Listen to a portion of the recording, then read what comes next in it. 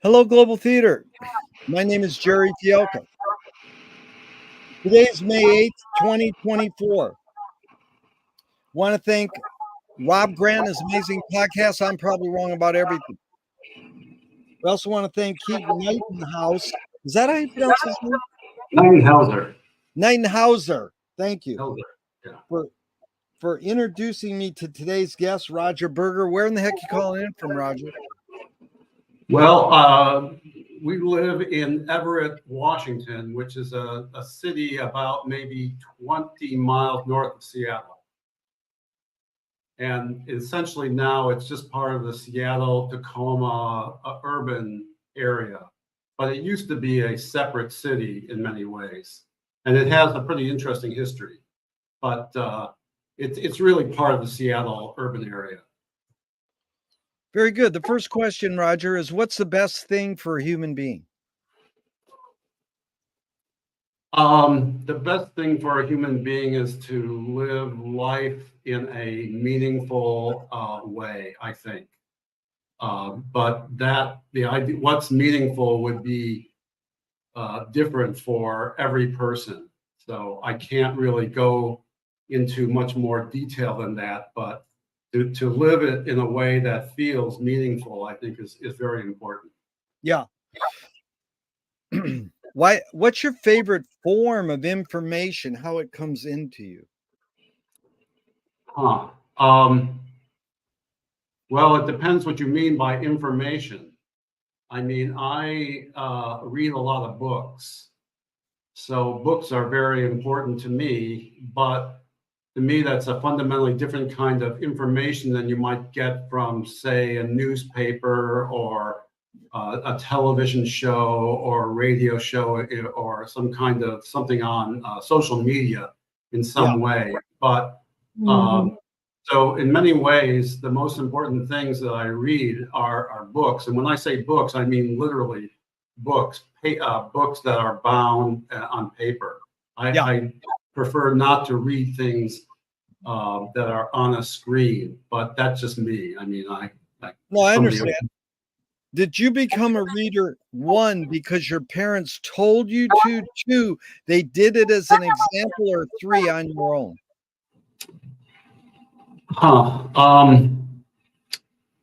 I can't remember a time when I wasn't reading.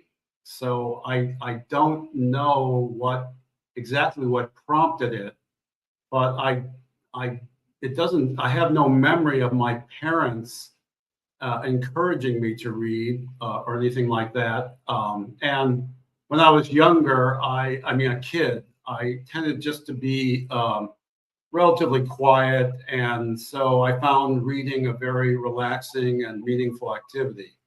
But I would say that books and reading have always been a fundamental part of my life in that sense. So I can't really remember anybody saying to me, encouraging me to read, because I always read. Why do you think humans collect or gather information? My sense is that human beings are very interested in status and power and information. For the most part, they see it as a way to gain power or to maintain power or status. I think that there's a lot of that in there. I'm just speaking in general. Some people don't read for power, but I think many people do, or they don't. They collect information in a variety of ways in order to attain power or to imagine what it might be like. Do you think this need or want to collect information is more innate or more invented? That's an interesting question, because it's really about a question of nature versus nurture. I would say it's probably a mixture of the two in some way. I think that most living creatures have a need to gather information in some way, if nothing else, just for survival.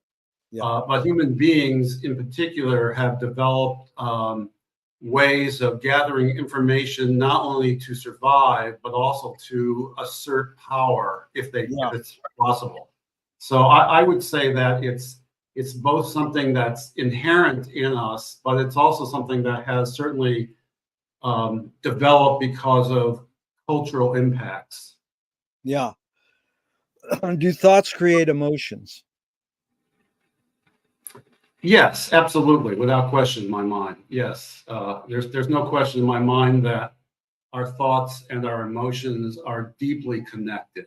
Yeah. And in fact, I think it would be very strange for somebody to have a thought or without feeling some kind of emotion of some sort, because I think our thoughts are not divorced from the reality around us in any way whatsoever. I think they are fundamentally connected to the world around us, either in terms of trying to connect with the world or as some way to sort of,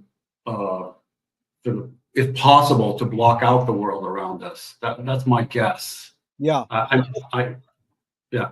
That's what I'm after, Roger. This is really good. You really get it. I'm after your guess, your hunch. And the next question is appreciate your time. And this is I don't know what I think until I fill in the blank.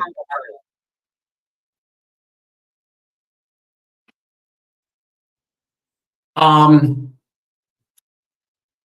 you're getting into sort of very interesting areas of epistemology and knowledge and what we know, and is all of our knowledge in language. So when you say fill in the blank, I see it as a sort of sense that we're trying to articulate certain notions or ideas or feelings or whatever. But the thing is, I think that I'm not necessarily a believer in this idea that we are really impacted by our unconscious. But I do think that we aren't always aware of everything that we are thinking about or feeling, and that our feelings are often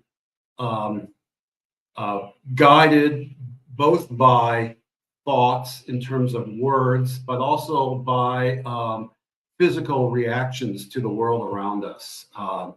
We can be frightened, we can be loving, we can be compassionate, we can be all sorts of things. But I've never been able to reduce all of us, our sort of consciousness, just to language itself.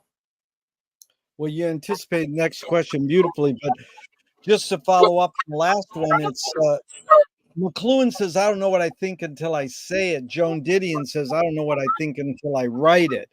Can humans think without language? Well, yes, I believe that all sentient creatures think without language. First of all, they're obviously human species. There existed a time before language, and we must have dealt with the world in some way. So yes, I'm absolutely convinced that we can think without language. We also sometimes think in pictures or in other sorts of sensory ways. So I just think that language certainly represents a kind of threshold that once you've achieved language, that is going to have a tremendous impact on the way you operate. But I don't think that human beings are the only creatures on the planet who think. And I guess I'm sort of defining thought in a very broad way, because my sense is that in order to deal with the world, you have to have some notions about cause and effect and how to deal with things. So my sense is that yes, we can think without words. We have done it, and babies don't have language, or I mean, very young babies, and they are able to operate in the world to some degree. So If language is the only thing that makes us thoughtful, then I think we would be very limited. I mean, we don't just have minds; we have bodies, and we live in a concrete world. Very good. You know, Chomsky says a language is not just words, it's a culture, a tradition, a unification of community, a whole history that creates what a community is. What do you do when language doesn't work? When language breaks down, what do you do? Well, you are you saying me personally, or are you saying what does one do?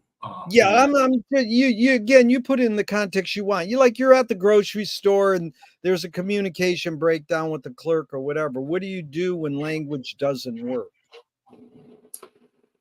Well, I think that when people are always looking for signals and signs, facial expressions, you know, proximity or lack of proximity. I mean, there's all sorts of things that are going on in any kind of social and cultural situation. So if language doesn't work, I think the best thing, my suggestion is to take a step back Yeah. to lessen the sense of a confrontation if possible. Yeah. But there are people in the world who would think exactly the opposite. And their idea is if communication breaks down, the first thing you do is step forward and try to assert, you know, your personality, what you think is right, whatever. That is, I just think that there are a number of approaches to situations when language is no longer effective. But you know, we have these things called wars and violence, and obviously these things are occurring for some reason. And my sense is that our species, in particular, has been very adept at trying to step forward in order to assert either rights or powers or something like that. I mean, for example, people often talk about like the Neanderthals, you know, like what happened to them. Well, I think it's eminently possible that the Homo sapiens killed off many of the Neanderthals, and that. But we like to think of ourselves as just being the only human species, but that's simply not true. But clearly, violence has been a part of our sort of way of dealing with other creatures and situations on the planet. And it continues to be that way, which is depressing and amazing simultaneously. Yeah, you evoked two things, Roger, really good. One is some philosophers said we live life walking forward, but in order to understand it, we have to walk back. So I like your words, take a step back. But this is a brand new question. You're the first I'm asking ever because it's a big essay I just published. Can art stop war? Are humans more hard? I'm not sure the word. Are we more hardwired for cooperation or more hardwired for war and violence?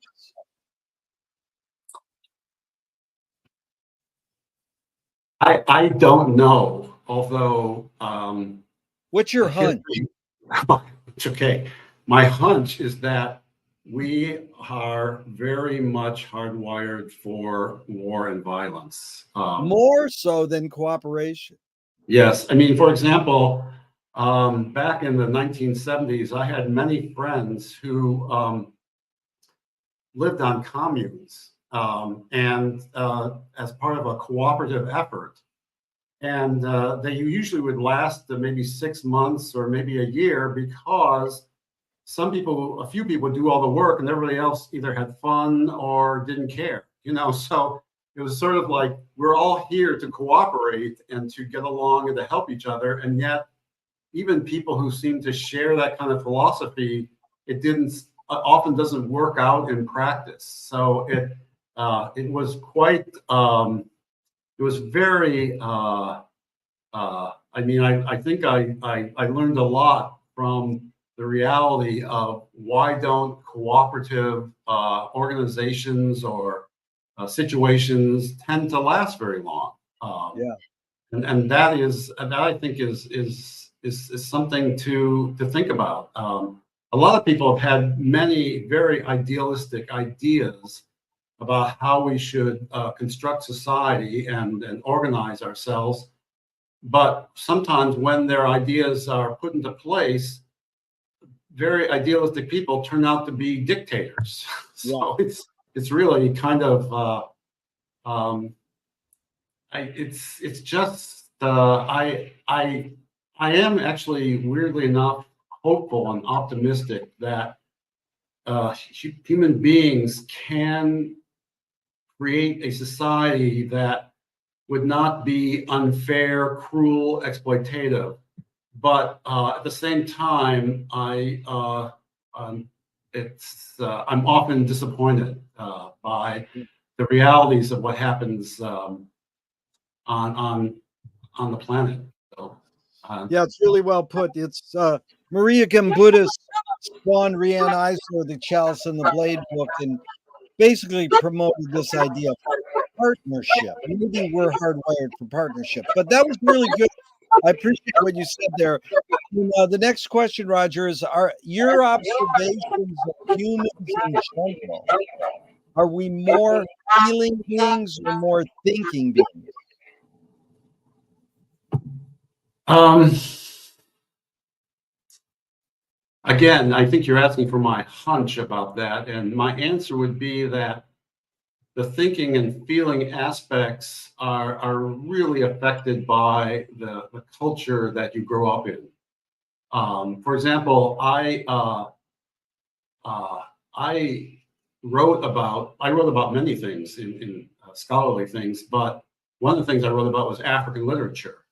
And in Africa, people they of course think and they operate like every other human being, but they are perhaps more connected to a larger group.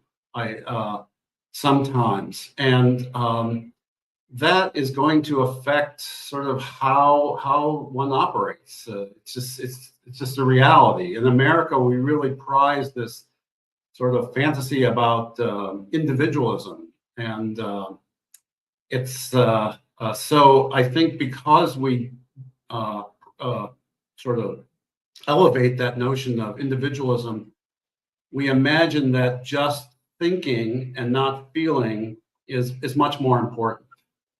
And my sense is that sometimes we often just get way out of sync with ourselves and with the world around us because we believe that we can simply think our way out of situations. And I really doubt that that is a realistic notion. But and also the whole idea of thinking itself is not necessarily based upon logic, because there are plenty of people who are willing to believe any really incredibly, seemingly impossible things, mainly because it either makes them feel better or it reassures them in some way. So the whole idea of just thinking itself or just relying on that, I think, is a fundamental problem. But that doesn't mean it's impossible to look at other people and not see them as an enemy or as a threat, and that you can't get along with other people, because there are examples of that. It's just difficult.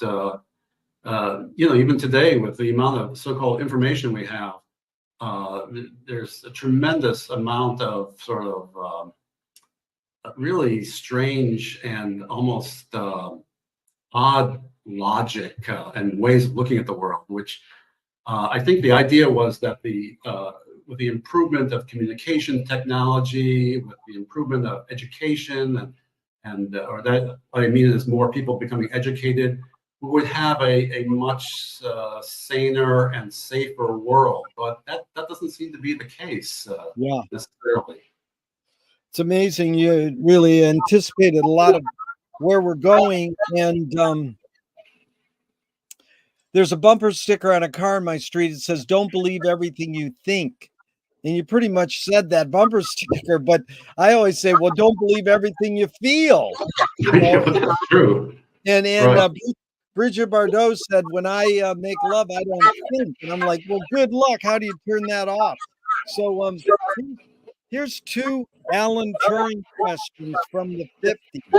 One, is thinking a function of the soul? Well,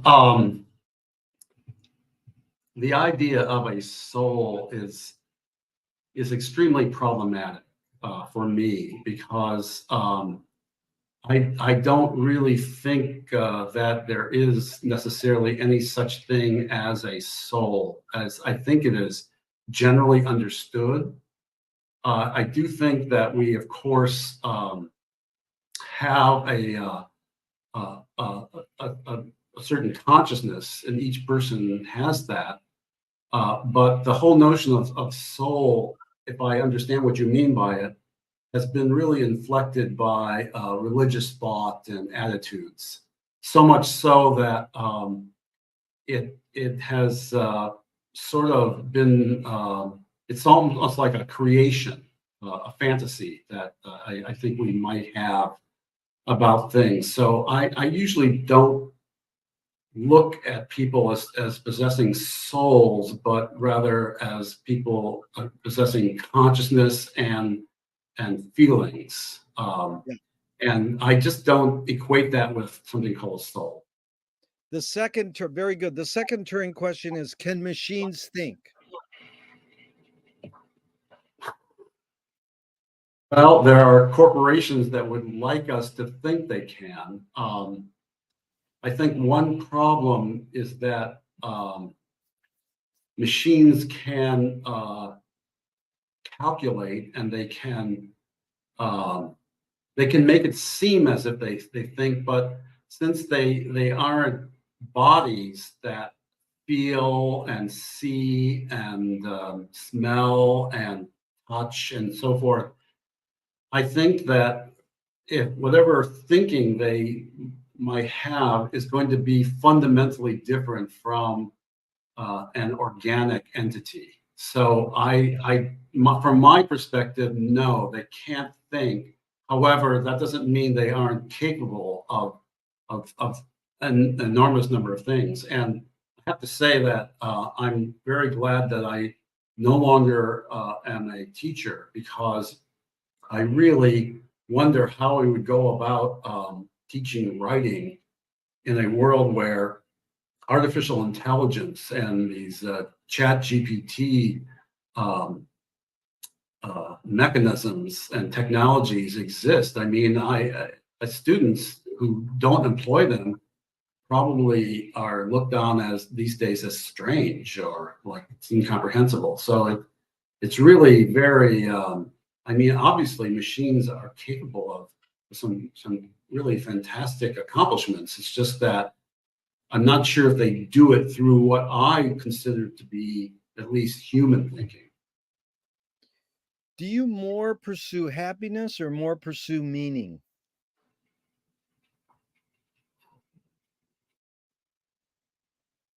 To me, meaning and happiness are inextricably connected. I think it's almost impossible uh, uh, to be happy without having some sense of meaning. And in this sense, I think I probably would agree with the Stoics in that their notion of happiness is fundamentally connected to finding meaning in the world and finding out what's worth doing and not worth doing.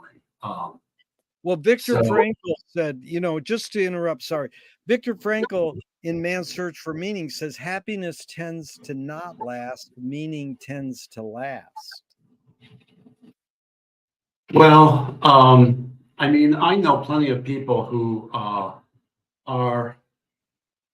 very intelligent, articulate people, and some of them are very unhappy. So yes, I think it's possible to find some kind of meaning without happiness, but it seems to me that it would be a kind of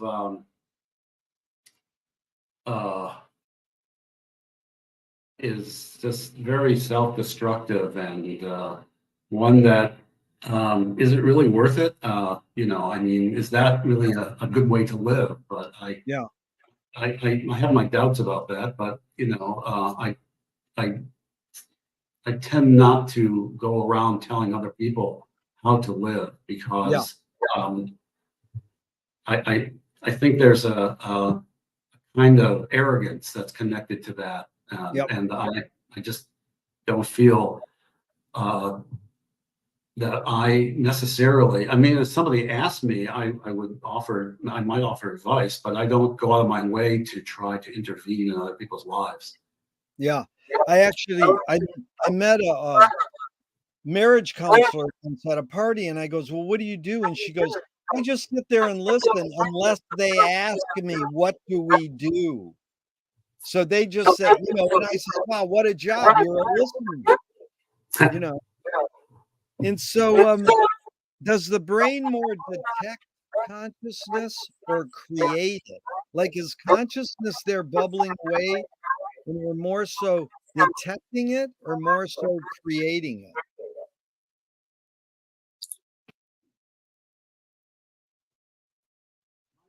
it? Is that human beings, unless they are born with some medical issue or problem, are going to develop consciousness no matter what. It's simply a part of what we are. So my sense is that we don't create consciousness, but we can, I think, refine it and Yeah. and have an impact on it. I don't think that we're just dominated by a consciousness, especially as we, get out of our youth. But I think we're going to have consciousness no matter what, of some sort. Yeah, that's what I'm after, Rogers. It's me and you versus the working on the questions. So I welcome stories, tangents, anecdotes, and this time you change the word create, refine. In fact, you refined the verb in the question. Hmm. Very good. What's faster, speed of light or speed of thought? Um, I don't really know, because it's sort of like comparing apples and oranges in a way. But my guess is that it sort of depends on the situation. I realize the speed of light is supposedly a constant, but sometimes our thinking is so inhibited for a variety of reasons, and it can be um, something that we've inflicted on ourselves in terms of alcohol or something else, or it can be something that an event, that experience that we've had, that is just we're grief stricken, or it also can be just a situation of maturity. I mean, I have taught at many different types of colleges, and at some of the colleges I taught at, sometimes I would have high school students who were taking college classes. And they were perfectly nice, intelligent people, but I could sometimes just tell that the particular student, just if in a couple of years they would be able to figure it out, but at that moment and at their age, they just couldn't connect everything. It just wasn't happening. And so I didn't hold it against them or anything like that. I just understood that for some people, you at a certain age and things become, or at least you imagine that they become clearer to you. And in that sense, thinking can be quite rapid. On the other hand, one thing we tend not to do a lot in our world is what I would reflect on things. We tend to respond just instantaneously because we see that as being more authentic, perhaps. And so, in that regard, it would be nice if people could have an opportunity to reflect more on things and think things through more slowly and carefully. And I think that's one thing that's very good about books is that books offer us an opportunity to reflect on things in ways that it's not always that easy to do it in other ways. Yeah, I like that because someone once answered my question. I don't know what I think until I reflect on it. So that idea and what we can do with books is good. The poet Audre Lorde said, "You can't dismantle the master's house using the master's tools." Yvonne Rainer said, "You can if you expose the tools." What new tool do you suggest?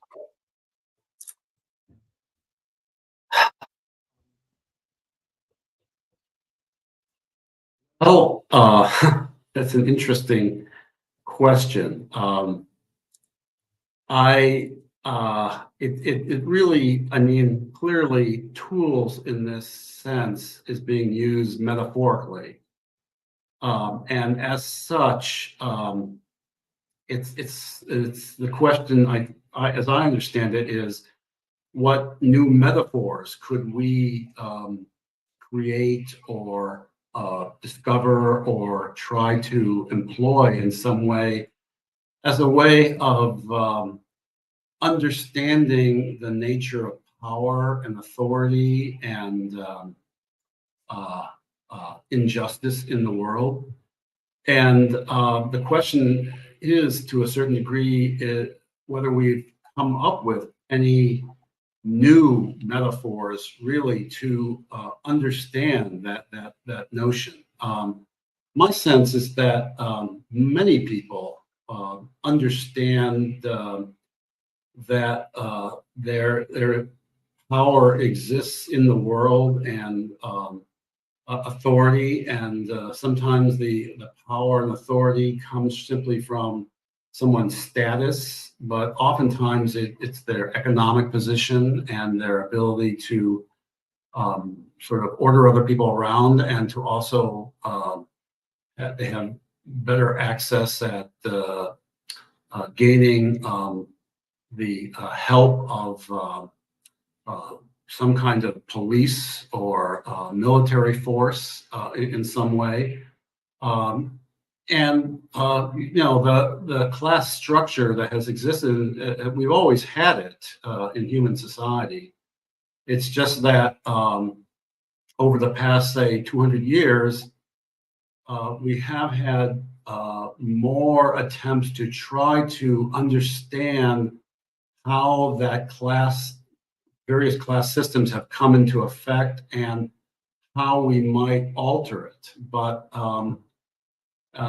at the same time, as I said before, sometimes it seems as if people who are very interested in fundamentally altering our society and make it somehow more fair end up simply creating another kind of dictatorship. So I just think that I'm not totally certain that we have necessarily come up with new metaphors to address the reality of power in our society, but we do seem to have a greater sense of, or at least more people are writing about it and more people are communicating about it to a large degree. I just don't know if it's possible for us to, if we just haven't been able to fully understand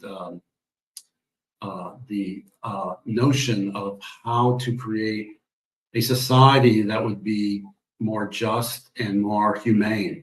I think of like Oscar Wilde and his famous article about socialism, that we need machines to do all the work because as long as somebody's doing the work and other people aren't, it's just simply an unfair society. And that's sort of an interesting notion. It's just that to be able to construct these machines, I think, would be a great challenge. And I wonder if he wasn't expressing a certain sense of the impossibility of fundamentally altering the social and economic structure of our societies. I'm not sure about that, but it's always been a very powerful essay for me.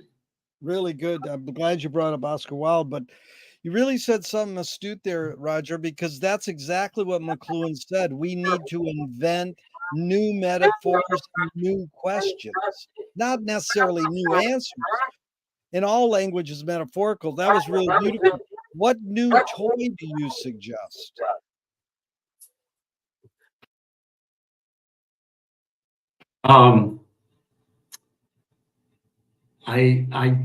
I'm not certain about that, mainly because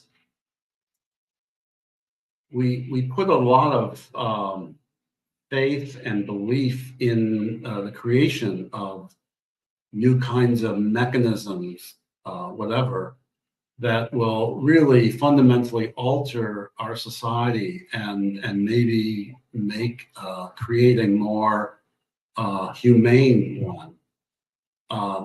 But it seems as if every single time we do that, someone is able to figure out how to make use of that in a really awful way. I mean, for example, discovering the nature of the atom was certainly a fantastic way minds to the world around us and the fundamental aspects of our of at the same time, they were able to then, well, we can split the atom and then create energy, but we can also create bombs, I mean, and destroy things in terrible, awful ways. So I just, again, I think you're speaking metaphorically, and I mean, for example, I'm always interested in somebody who has the ability to compare and connect things in a new and different way. I think it's wonderful. I think it's the heart of poetry and even fiction. But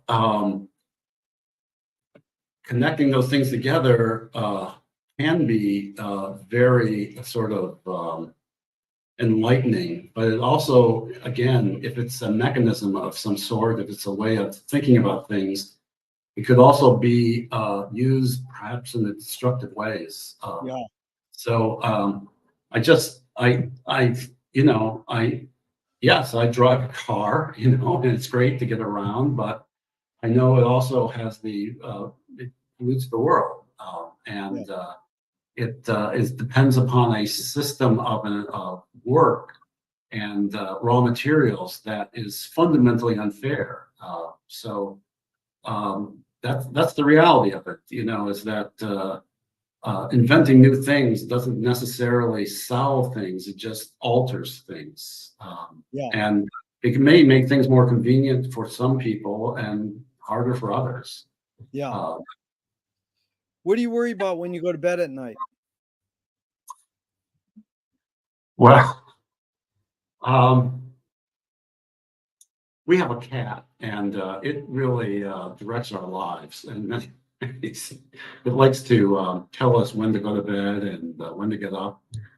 So I'm just hoping that that cat, and also it has caught a few mice in our basement and brought them up still alive and dropped it on the bed. So I'm hoping that that won't happen. That's one thing I really prefer. But no, usually what I do is I read before we go to sleep, and I think reading is a very good thing to calm yourself and put yourself in a state of mind in which you'll be able to sleep. So I tend not to worry that much about things at that point. Good.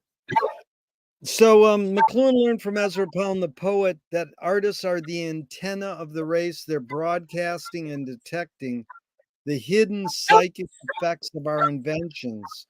So we might learn how to cope with what we don't like about our inventions.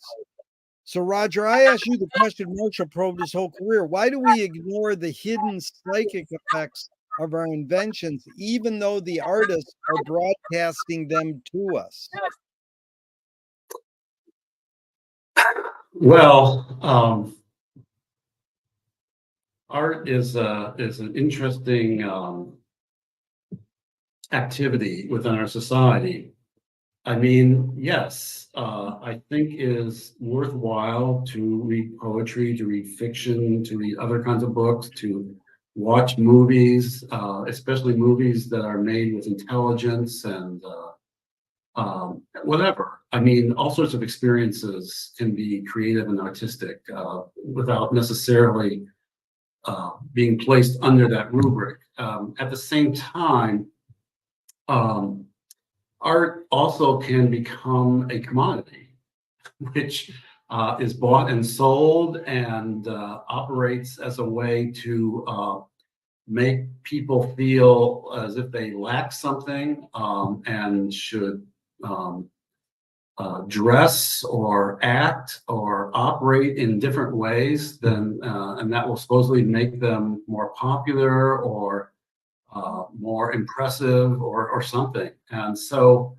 Ezra Pound is, yes, I found him a very interesting poet, but he's a very problematic person for obvious reasons. So I have tended not to subscribe to his way of looking at things. And I don't know if artists are necessarily ahead of everybody else, which the metaphor antenna would suggest that they're receiving things before other people. In fact, I think artists are very much part of any society. And it is the fact that they are part of society that allows us to have any idea what they might be up to or doing. But they're also part of a social economic reality. For example, lots of people write poetry, but some people write poetry and get jobs teaching creative writing. And so, are they poets or are they something else? I mean, it's impossible to completely separate the economic situation they're in from their writing. And so I don't know. I really, I mean, I admire people who are skillful with words or with paint or bodily movements or with music. I mean, I'm impressed, of course, but I don't necessarily see them as offering some kind of more aware notion about where the world's going towards or where society's going towards or what's going to happen to us, that kind of thing. Well, Um, Roger, you really anticipated like three of the upcoming questions. So let me just interrupt by asking you one. Do artists have moral obligation? huh, um, no more than anybody else, I don't think. I was once at a departmental meeting at a school where I taught, and I said something like, I was much younger, and I said something like, you know, we're trying to teach students, and so what we're doing is trying to increase their knowledge, their ability to think, their moral capacity. And several of my colleagues said, "What? We have nothing to do with teaching, moral capacity." I don't know. I'm still a little bit stunned by that because I do think that education is connected to some sense of what could be right and what's wrong in some way. So I really, it's really difficult to say that a particular writer has an obligation um, to offer a kind of moral instruction in some way. I hesitate to tell anyone what to do, and I hesitate to tell artists what to do. So I don't insist that a writer necessarily write in a moral way or have a kind of moral purpose behind it, what they're doing. I think their biggest obligation is to their own sort of creativity and a sense of wonder about things. Probably that's my sense of it. Yeah, that's good, Roger. Are you more afraid of new ideas or more afraid of old ideas? Well, it really depends on the nature of the idea. Yeah. Because there are people who, well, they claim they're new, but they've been around probably forever, and their notion of the way society should be structured and the way people should live their lives and who should be able to dictate to other people has a lot to do with sort of their religious beliefs or political beliefs in some way. I have probably anarchistic tendencies and prefer not to have people go around and dictate to others how they should live. At the same time, I'm not sure if we've ever had an anarchistic society that has survived. So that may not be the most practical sort of ideology, but I guess my sense is that yes, I'm all for new ideas because in the sense of creativity, new perspectives, ways of thinking about things, and I also really like people who have not had the opportunity to tell about their lives and to communicate to others about their experiences, that they could have the opportunity to do so. Because often the ability to write, the ability to communicate has been limited to only certain people. And that's been unfortunate. I think that to some degree we have given the opportunity to communicate to others much more in our own time.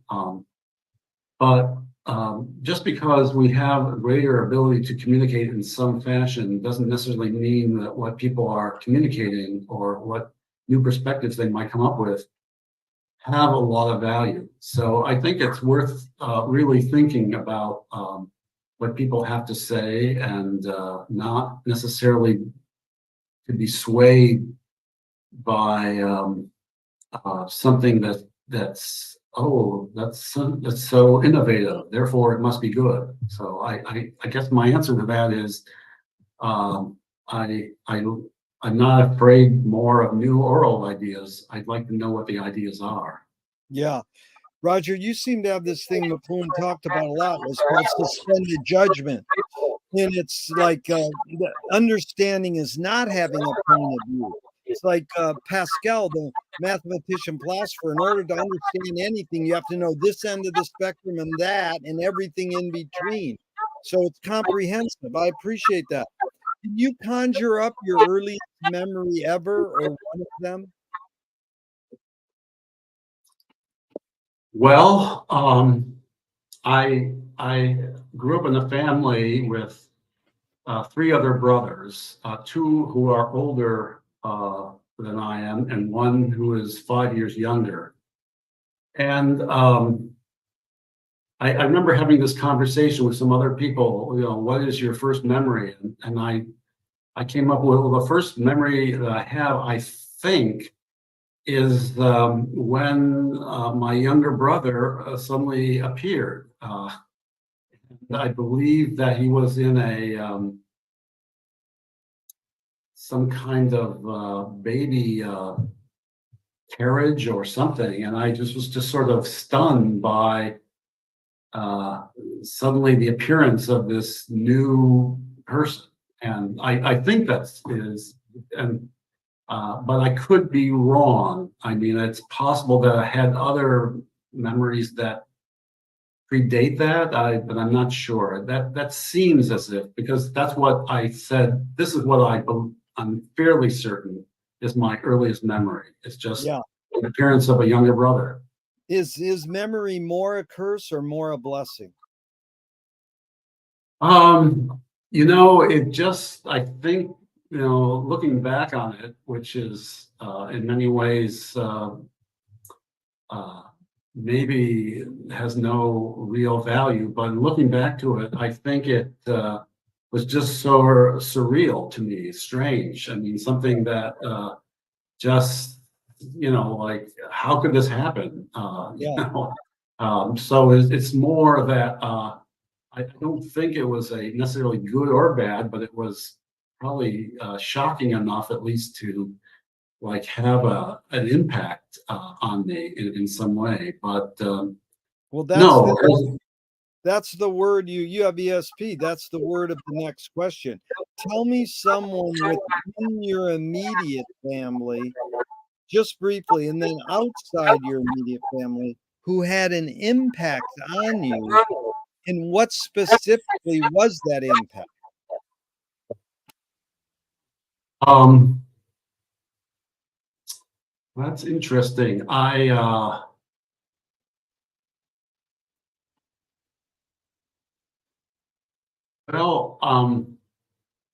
my mother was a reader, and I think just the fact that she did that and also brought me to the library. But again, she never said, you should read or you should do this. I mean, she took me to the library because I like to read, so I could get books there.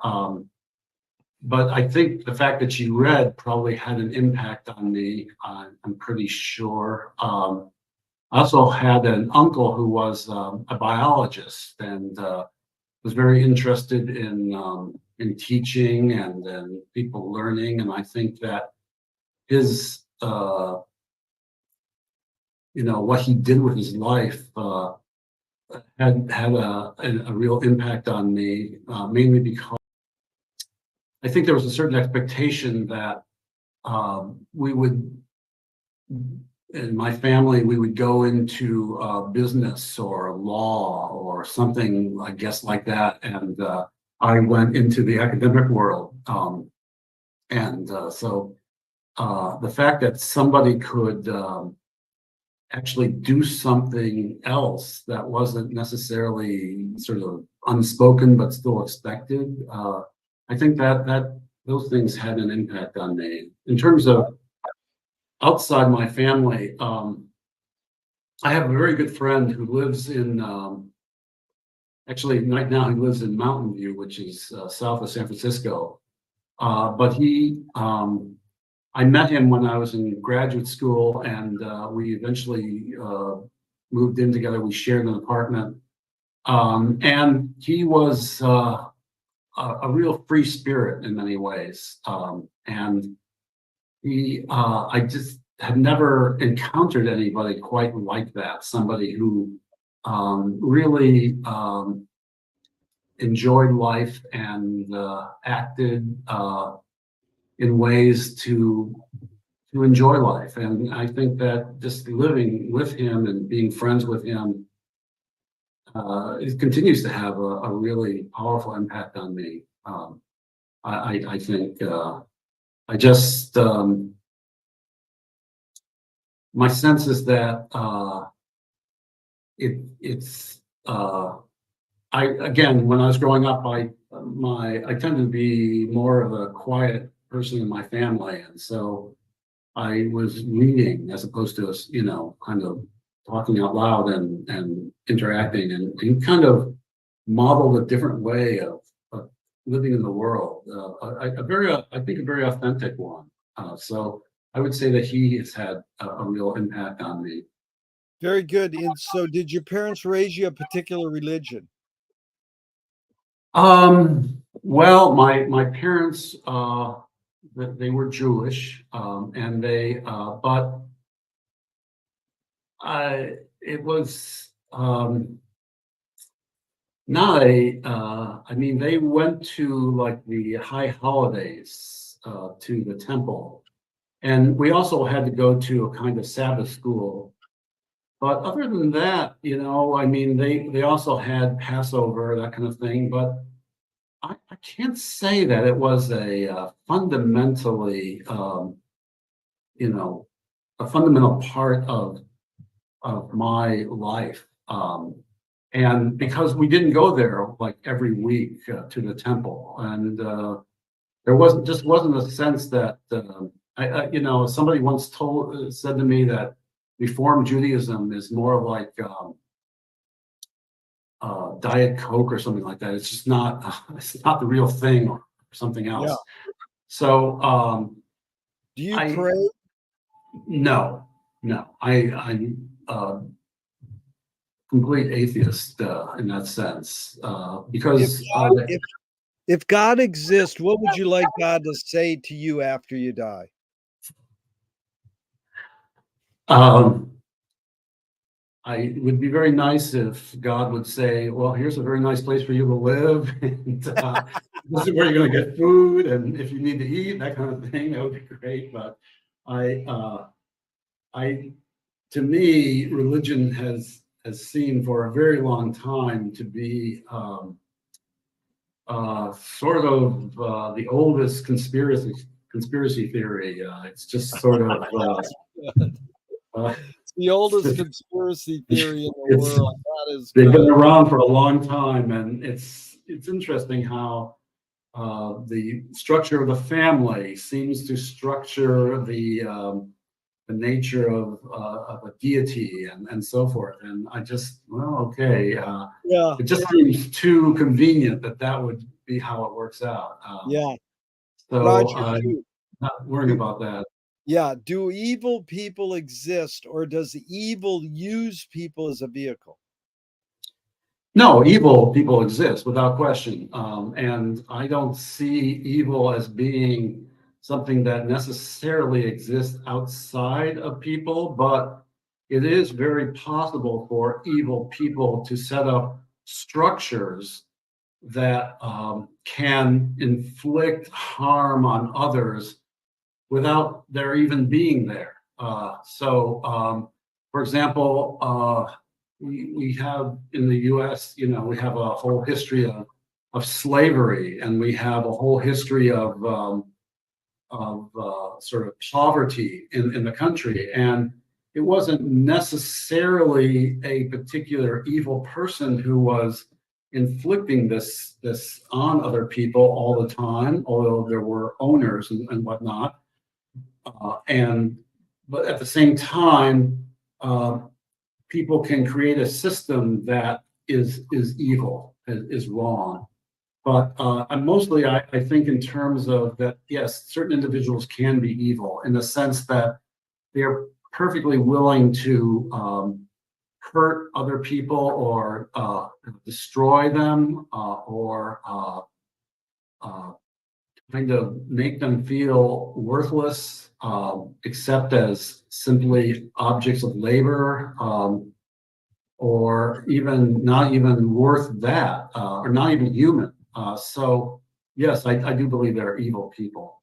Well, Roger, the hidden question really is, how do you advise someone to deal with an enemy? And Alan Watts says, if you acknowledge your enemy, you empower them. Coppola stole from the mob and the samurai. Keep your friends close and your enemies closer. JFK said, forgive your enemy, but don't forget their name. And Fellini says, I need an enemy. So it's a lot of thoughts. The basic question is, how do you advise someone to deal with an enemy? But first, how would you respond to Alan Watts? If you acknowledge your enemy, you empower him. Well, my sense is that I try, if possible, not necessarily to see other people as my enemy. However, following up the notion that there are evil people in the world, or they are bullies, or they are people who are willing to exploit or hurt other people,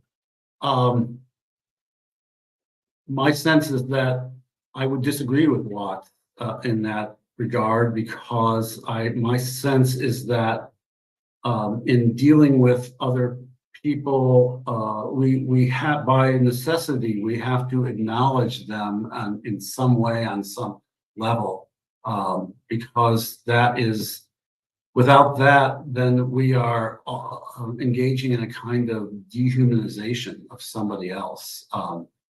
So my sense is that I would acknowledge other people, and I don't think that necessarily empowers them, because I don't necessarily believe that their power comes from my acknowledgement of them. In fact, it's within the realm of possibility that simply acknowledging somebody else could have some sort of humanizing impact on them. But I mean, I don't want to be too utopian in that regard. My sense is that it's very important to realize we have other people around us, and that they have a point of view and perspective. And yes, some of them, for a variety of reasons, are perfectly willing to inflict terrible harm on others. But I don't think that my acknowledging them makes them any more or less powerful. It's simply a way of trying to engage somebody else. Yeah. Well, Nassim Taleb said games were created to give non-heroes the illusion of winning. In real life, we don't know who wins or loses, but we can tell who a hero is. Yeah. My friend said villains don't think they're bad, they want control. Heroes want freedom. And Gregory Bateson says if the criminal gets caught, does he go, whoa, my criminal skills weren't up to snuff that day? Or does he go, wow, I did something morally and socially wrong? So again, it's a lot of prompts, but the basic question is, does punishment work? I have a lot of questions about the existence of prisons and incarcerating people. I'm against people hurting other people. At the same time, we have a system where if somebody an impoverished person gets caught stealing something, that person can be put in jail for 20 years. But some billionaire, who runs some kind of Bitcoin corporation, and engages in fraud. Somebody was just jailed for 4 months, or something like that. It's like, really, so. I mean, our whole system of justice and incarceration I don't think it's really designed to offer justice or fairness. I remember Aldous Huxley's novel Island, where it was supposedly a kind of anarchistic community, and if somebody was more overly aggressive, they just made that person work more. To kind of distract the person from hurting others. But I've always thought, really, you must be kidding me. But I really think our system of mass incarceration in the United States is fundamentally unjust and unproductive. All it does is it imposes a tremendous amount of suffering on people. So I would like to see a better system where somebody might be placed in some kind of building that's in a neighborhood, but doesn't necessarily involve that person being taken off to a penitentiary or something like that. I think that's a real problem. Yeah. James Joyce was the first projectionist in Dublin 100 years ago. He basically checked out. He said, "This is stupid. Why should I go inside a building and see a movie of a tree when I can go outside and see a real tree?" Years later, Faulkner said, "Sometimes the best fiction is more true than journalism." Why do we have to recreate things in order to get them? Why do we have to go to a theatrical play of people acting out life? Why don't we just live life? Um, well, my sense is that narrative and stories, or creating pictures or sounds, has really been a fundamental part of human activity. And so there must be a reason why we do it. My sense is that behind most explanations of the meaning of life is a narrative of some sort. And I mean, the whole history of myths and fables and so forth has just been a fundamental part of humanity. I mean, what what do people like the most? Often it's hearing a story, and we are often just entranced by really good storytellers. And it doesn't have to be Ulysses. It can be just a much more basic kind of story. And So yeah, my sense is that we obviously have an inclination to express ourselves in narrative. And when we see a movie or read a novel or read a biography or hear about experience and so forth, we have seemingly a common sense of how stories should be structured, and that people don't like it when a story is left hanging in the air, unless there's going to be a new season, of some sort. So we really don't like stories that are not well told or don't seem to have some kind of conclusion of some sort. I mean, Joyce and Finnegan's Wake tried to solve the problem by having a circular story, an endless one, and that's very interesting notion, and it has a certain value in a way. But even he understood that there is a progression of sorts in any kind of experience, and certain things happen and then other things happen, and there is cause and effect of some sort. So I just think stories are very important, and I love them. I don't have any problem with, and it's also interesting that we can tell stories about things we haven't necessarily experienced immediately, and so it allows us to maybe imagine how other people live, or we can read stories from other cultures, other places, and it helps us understand how other people live, whether they're fictional or not. Yeah, that was good, Roger, because it evoked also Hollis Frampton, the experimental filmmaker, says narrative is born among the animal necessities of the spirit because we're waiting to die. My question is, can you forget to die? Um, my sense is that we can be distracted from it, but it's just something that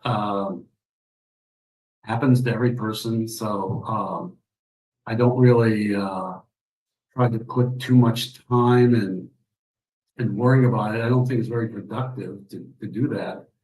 But we can be distracted from ideas of mortality, and that could be another reason why people love stories. I Yeah. mean, for example, we read people or watch films made by people who are no longer alive, and yet their films, their stories, their musical compositions can still have a wonderful effect on us. So I think that's great. And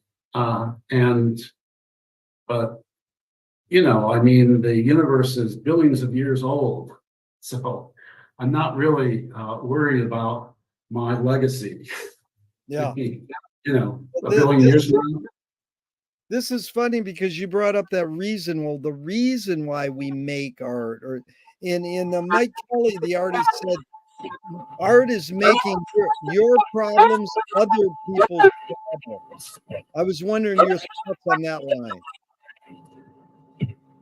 Um, well, that would suggest that there's a fundamental psychological motivation for creating art, and it may well be in some sense that uh, some people. I mean, I was just talking with somebody a few days ago, and they asked me, why are so many artists terrible people? And I said, well, if I worried about how good a person was, who then I would there wouldn't be that much to read, or you Yeah. know, I mean, Robert Frost or Hemingway. I mean, they just weren't very nice people, but they often were very almost compelled to write and write in really powerful and interesting ways. So I don't know.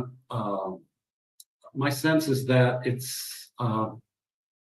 it's good that we have art, and I don't see art's only function as to distract us from things, but I think that um, it's really wonderful to have an opportunity to I mean, I of course read novels for the stories. I mean, it's impossible not to. But at the same time, I really like to look at the style the writer uses. You know, and Yeah. I'm interested in interesting sentences and interesting words, interesting imagery, things like that. So, um, Like the form and the content.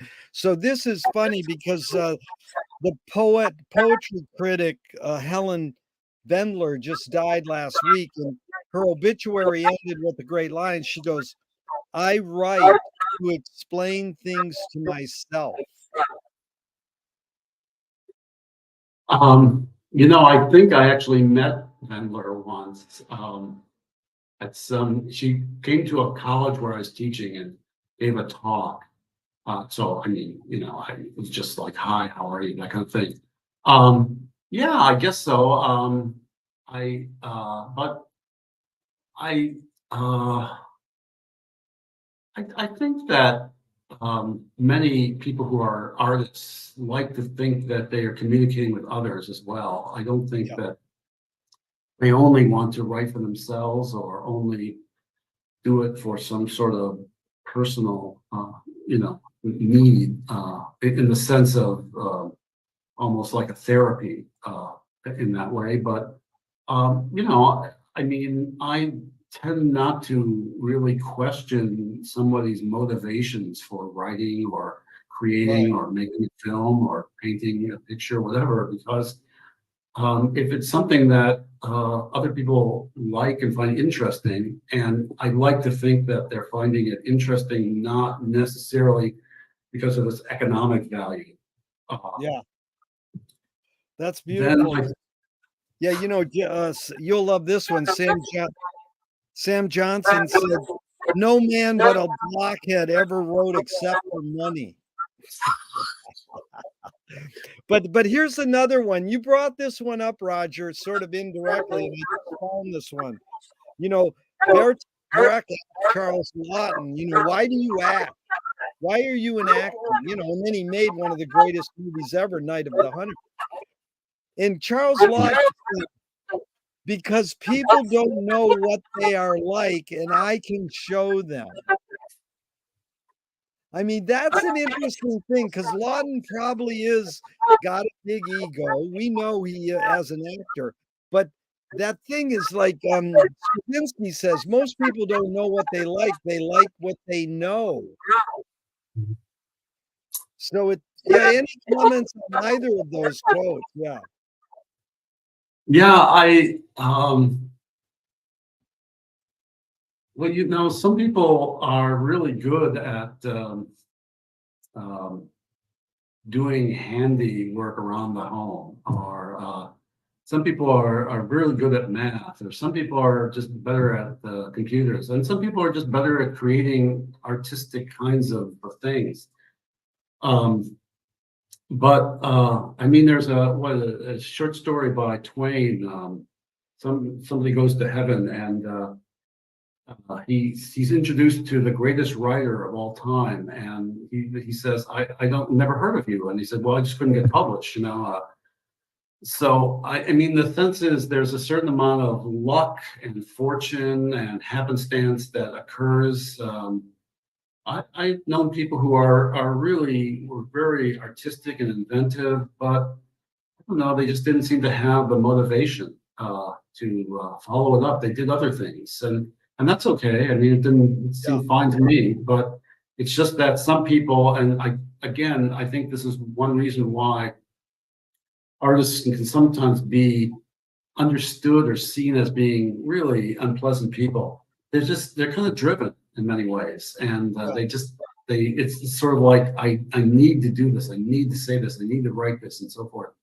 And so I'm very I feel a sense of wonder and privilege to be able to read or experience or watch something that's really quite beautiful, and so I think it's great in a way, and I think it's unfortunate sometimes that sort of having that kind of ego, which can be very unpleasant and hurtful, is sometimes a part of the package, but that's just the way things are. Yeah. I don't necessarily think it's evil. It's just sort of it just seems to be a kind of sometimes a necessity. It's something that drives people, and it gives them an opportunity to be successful as an artist. But Yeah. I've known plenty of people who I thought would be wonderful writers, and they just said, "Well, I just don't really want to do it."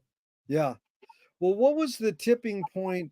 You sort of explained it. Your mother put you in this environment of reading, going to the library.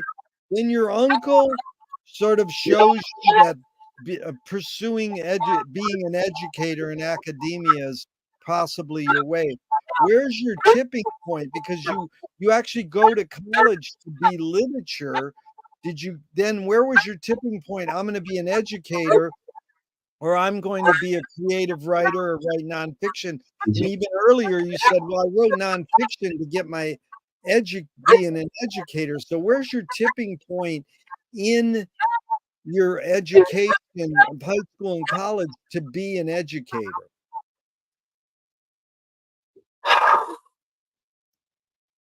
Well, the underlying implication of your question is that I somehow had a plan, and I would have to say that that's exactly what I didn't have.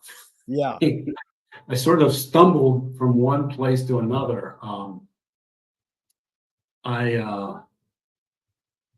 I was talking to a professor when I was an undergraduate, and I said, well, how did you get where you are? And he said, oh, I went to grad school and I got a PhD and all that kind of thing. And I said, well, where did you go? And he told me he went to Wisconsin for his graduate education. And I said, do you think I could get into a place like that? And he said, oh, no, I don't think you could.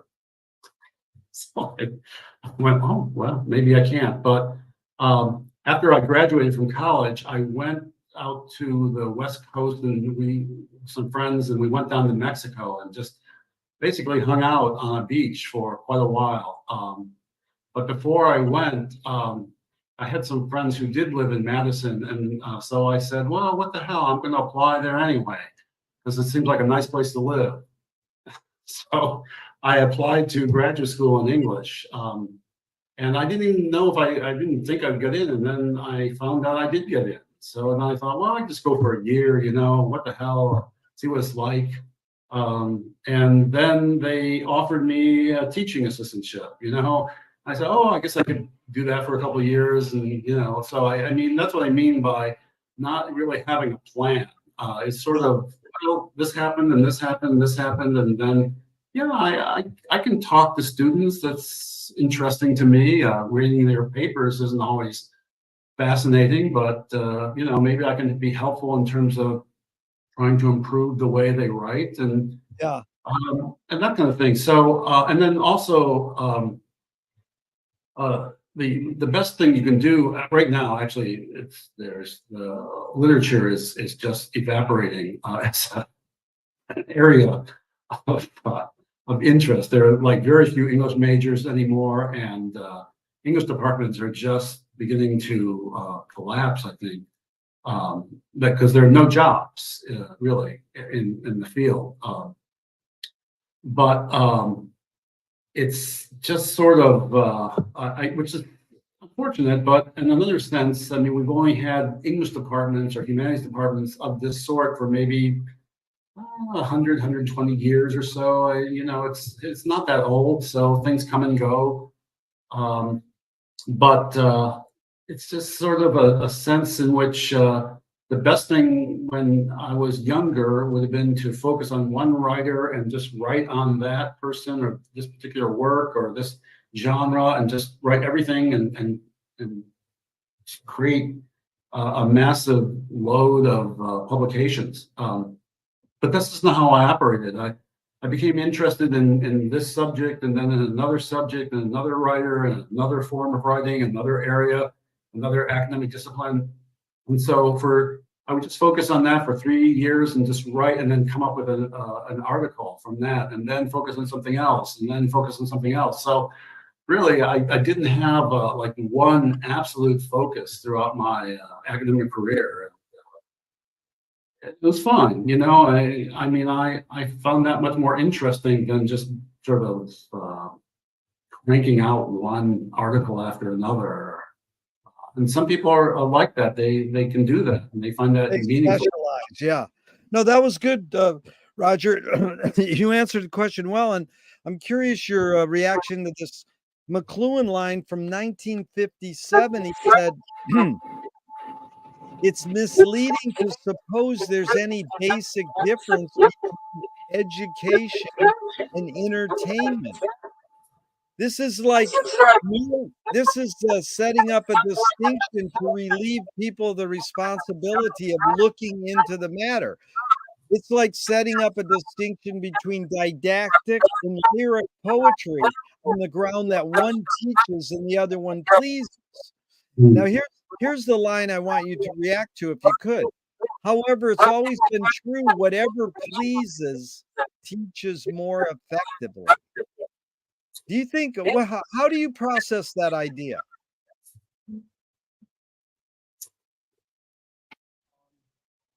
Oh, this is a kind of aesthetic question in the sense that obviously different people like certain things and certain ways of doing things and like a certain way of writing or a certain kind of movie or I don't know, it's well within the realm of possibility that somebody can become entranced by a movie and then to the point where they are just sort of, I guess they're becoming fanatical, a fan of it, and they really can't think about it.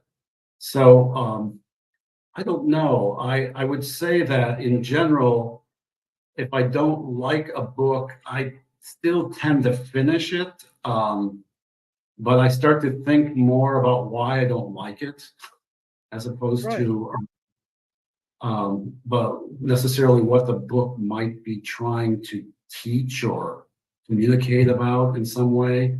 But my wife, for example, she has some kind of formula where depending on the number of pages in the book and her age, you only have to read a certain number of pages. If you don't like it, you just move on to something else. And yeah, that's fine. I mean, what the hell? but I'm not sure if something is aesthetically pleasing is necessarily going to teach us something. Although it might reinforce what we like, I suppose. Yeah, because someone said last week, I mean, most people say there's various, because is there a distinction between entertainment and education? Yeah. Well, here's the thing. One guy said last week, he said, no, whatever ple displeases me teaches me more effective. Like when like my idea of great art is it fucks your shit up and makes you go, I can do that. You know, somebody reads Finnegan's Wake and goes, that's easy. You just write gibberish. But it's you handled it well. It's like my friend says about music, the three T's: technique, theory, and taste. Now you learn how to write creative writing or nonfiction writing like you've done.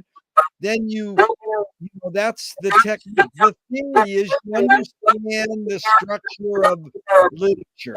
And then taste, how does one acquire taste?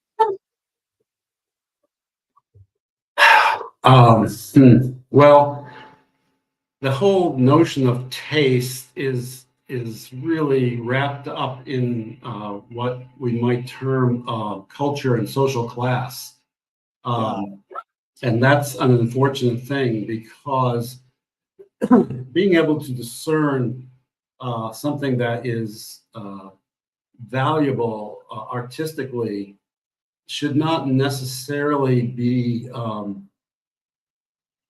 limited to certain people of a certain education and a certain social economic class. But that's often how we understand it in many ways. And there's a certain sense in which we like to think of education somehow as creating people who are much more discerning in terms of their ability to decide what is truly of value and what's not.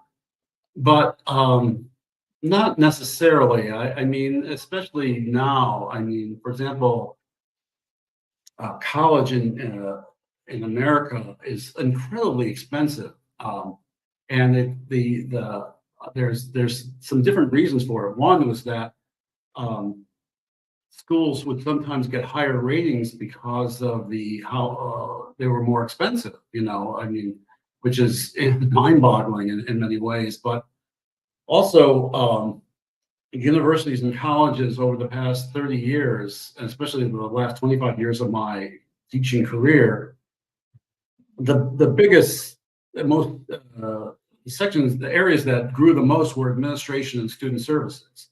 Yeah. And faculty were regularly relegated to a position of employees, so that the idea of it being a college where we were colleagues was really being just obliterated in many ways. And that was sort of a shame, because one thing about being part of a true educational community is the sense that everybody has value, and the students, the faculty, the administrators, but also the other people who do important jobs at the institution. There wasn't just a sense that certain people just were much more important than everybody else, and then it was becoming more of a corporation. And that's an unfortunate reality of education. And I think it's very different in that sense from education that used to exist, that was limited for the most part to people of a certain higher social classes. So in one sense, we sort of transitioned from one system that was tended to reinforce a kind of aristocracy of taste, to another one in which taste is now sort of a corporate taste in many ways. And that's why I think the idea of education and entertainment has become a lot closer, because now people talk about the students as a kind of product, that we're producing in some way. It's really it's sad, but I'm not trying to be nostalgic completely about the older way in which it was a very elitist institution, and was employed in a sense to differentiate people in a society. No, I'll give you a good example. What you just said is kids don't, it seems, don't try to grow up to be great musicians now. They grow up to be rock stars. It's like, dude, learn how to be a musician first, and then if you get lucky, you can be a rock star, but don't grow up to be a rock star. So, no, you really taught me a lot there. And Keith, I asked for 90, we got 90. I was wondering if we could do a part 2 somewhere 3 or 4 months down the line, but can you go another 10 minutes right now? Yeah, sure. Yeah. Okay. Yeah. So, because I wanted to jump into, that was really good what you said. But I wanted to jump into Joyce a little because you brought up Finnegan's Wake, and that's how I met you, through Keith, and he attends some of our Finnegan's Wake reading clubs and really contributes a lot. He's really a comprehensivist like you. He knows a big picture. And I'm curious your experience with Joyce. You said you covered a lot in literature. When did you first encounter Joyce? Was it on your own or through college? Actually, I first encountered Joyce on my own when I was a high school student. I mean, I read Portrait of the Artist, and was really just the thought, wow, this is a terrific book. And then I tried to read Ulysses, but I just couldn't make head or tails out of it. And then I didn't really read Ulysses or Joyce in when I was in college, but I started reading Joyce again on my own in graduate school. And the reason for that is the person who taught Joyce in the department where I went,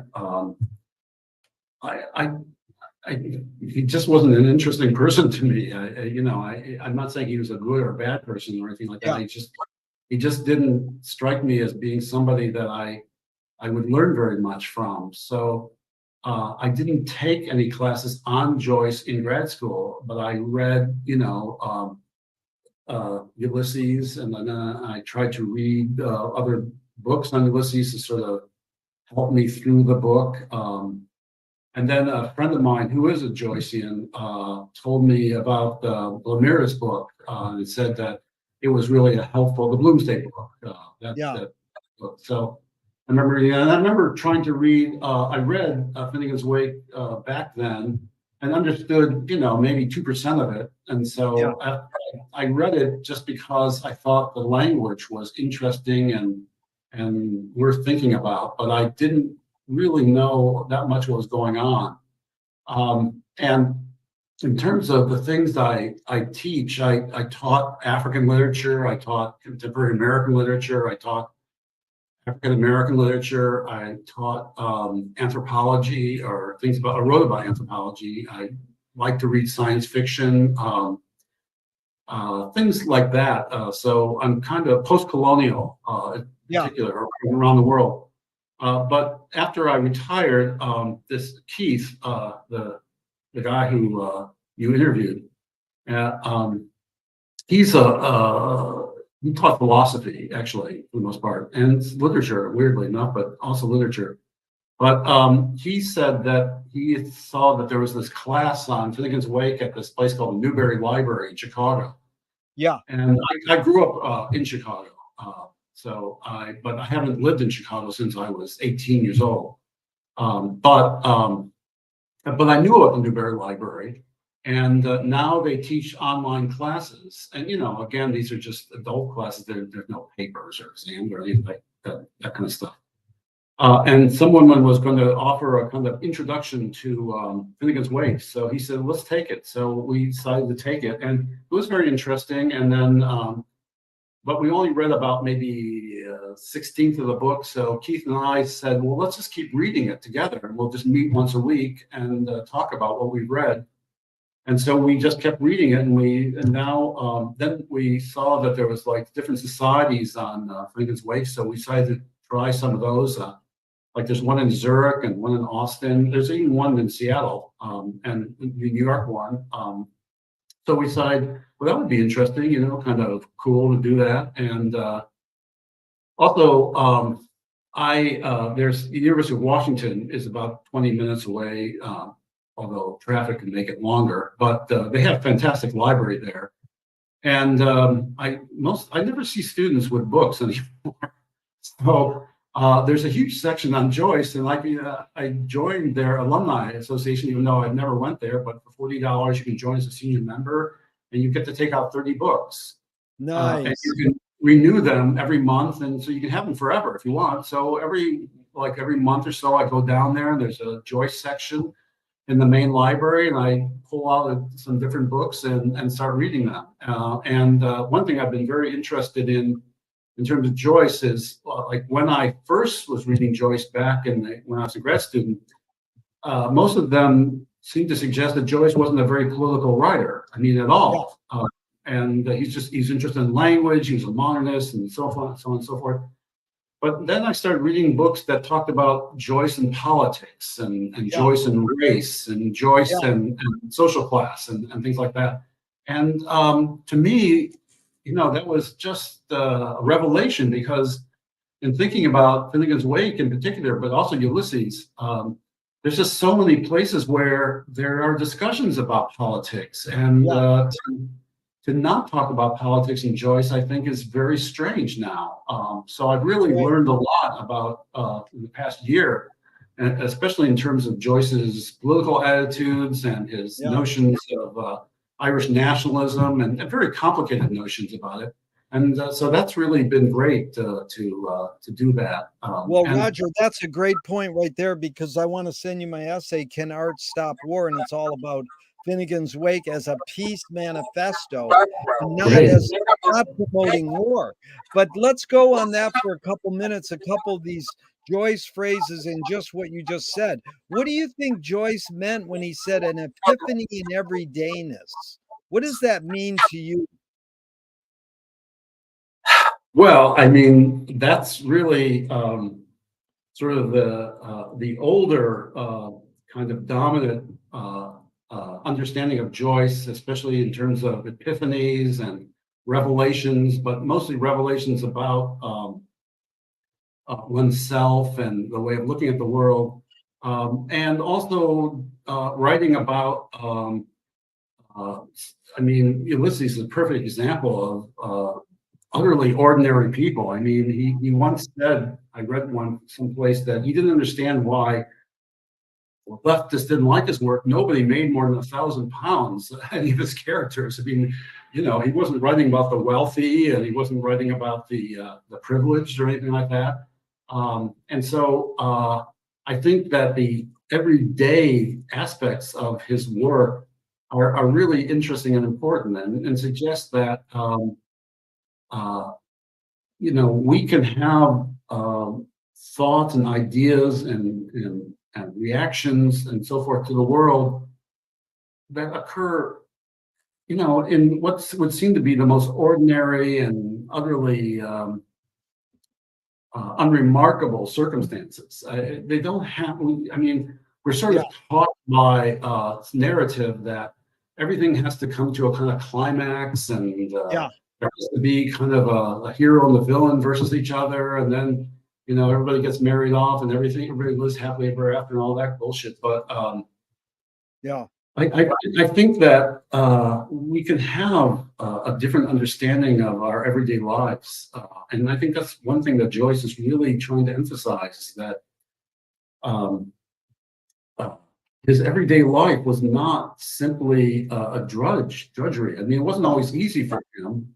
I'm reading a book, The Years of Bloom, when it's about Joyce in Trieste, and it's really a terrifically interesting book, because I mean, he loved going to the opera, and he also was basically trying to borrow money off of his brothers as much as possible to do these kinds of things. But it just shows that he found the environment in Trieste so interesting and sort of amazing. And I think that's great.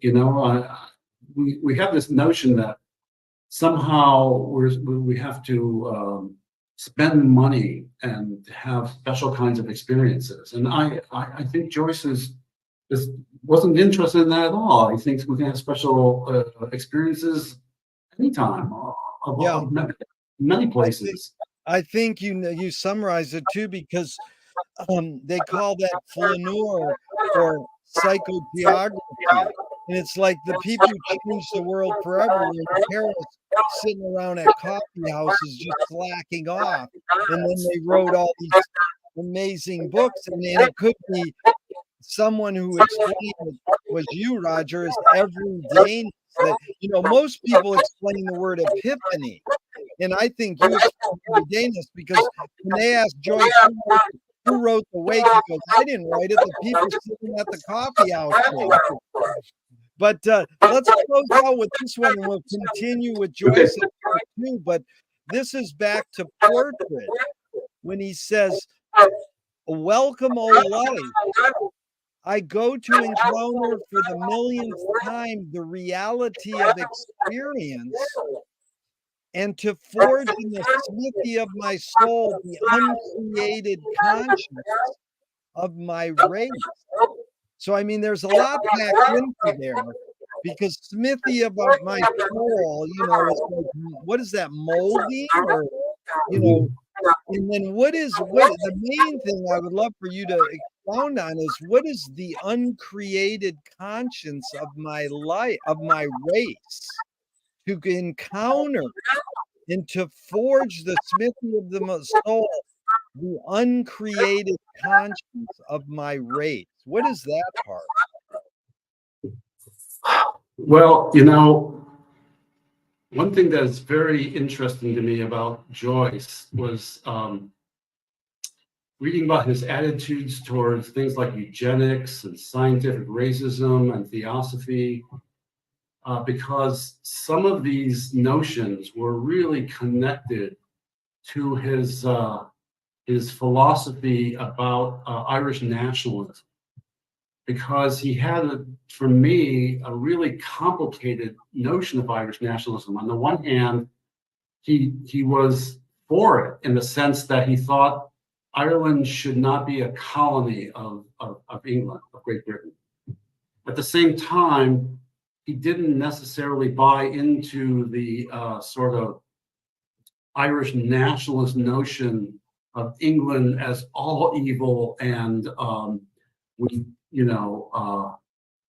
got to just rise up and kill everybody who is not Irish. Well, who's Irish? I mean, one thing you get out of Finnegan's Wake is that there were the Vikings, and then there were the Danes, and then there were the people who might have lived in what's now Ireland, and then people who then moved to Ireland, and then some of the Protestants who came into Ireland. And there's the whole notion of a pure race is just something that is a kind of again, it's just insane. It's this sense that certain people, genetically are somehow better than others, and it has to do with the race that they belong to. And so I think Joyce was really aware that when you talk about who's Irish, I mean, there's a moment in Ulysses when Bloom is arguing with the citizen, and the citizen said, what's your nation? And it's nation is some people who live in the same place. And then somebody else said, well, I know people who are Irish who live elsewhere. And he goes, well, it's also people who live in other places, So, I mean, it's just, there's a sense in which it's the whole idea of a race of people who are just Irish it's just not workable. And I think Joyce was really found that to be extremely problematic. At the same time, he wanted Ireland to be its own country. And so the uncreated conscience, I think, is an attempt to try to develop a sort of sensibility that's not built on eugenics and scientific racism or something like that, but rather a certain kind of shared feeling of people who live in Ireland. And I think that was very, very important to him. And I think that's something that he sort of was interested in pursuing,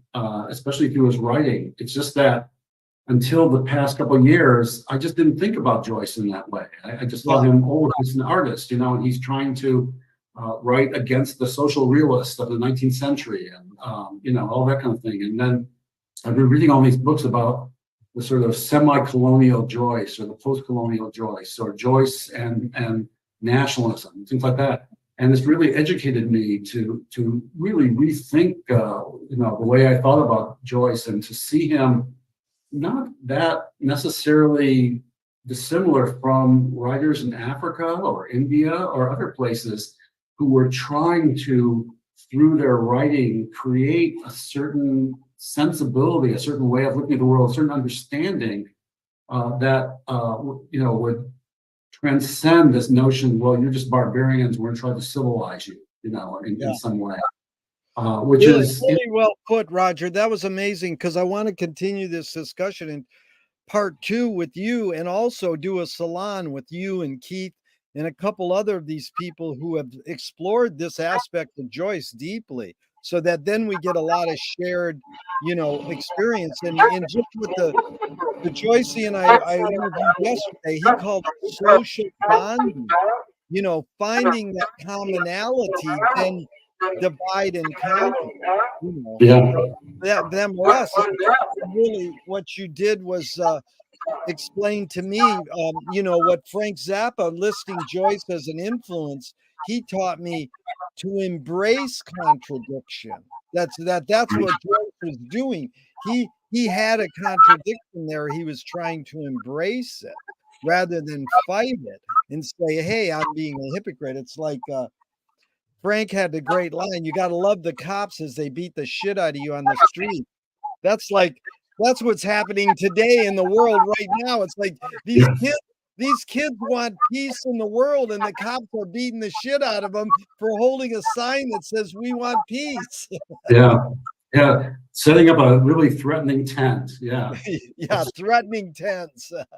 So anyways, Roger, what a pleasure and an honor. That was really, you really taught me a lot, especially that last line, and I want to get deeper into Joyce. So I'll send you some possible dates for part 2. And I really thank you for your time and energy. That was really okay. No problem. Yeah. Send me that article that you talked about. And I'll send you my article too. And even though I'm going to hit the end broadcast button, I hope this never ends and we can keep talking forever and ever. Thank you so much, Roger. Okay, sure. Bye-bye. Bye.